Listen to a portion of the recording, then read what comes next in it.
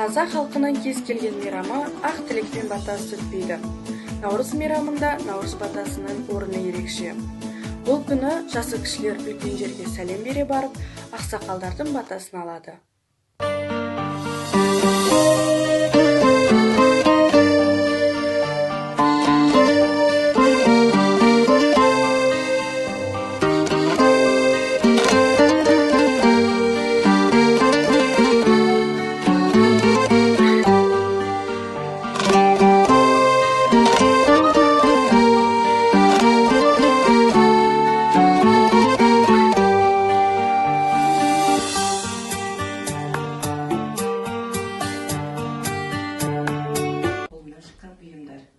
Еңбек етсең ерінбей, тояды қарының тілінбей демекші.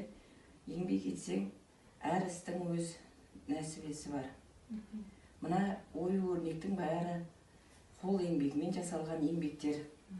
Мынаның бәрі осы кісінің қолынан шыққан дүниелер. Мінекей, қарап отырсаңдар, мына жерде міне шапандар, мінекей төр көрпелер, кісі келгенде әдемі қылдырып жайылатын міне төр көрпелер, қандай көздің жауын алады.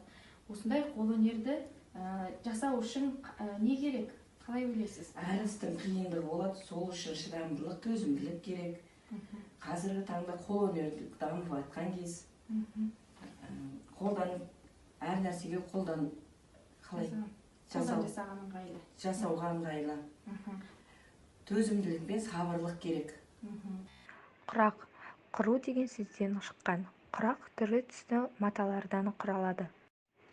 Қазақтың ұлттық ою-өрнегі қазақ жерін мекендеген көшпелі тайпалар өнері әсерімен ғасырлар бойы қалыптасып, белгілі бір жүйеге келген ою-өрнек түрлері.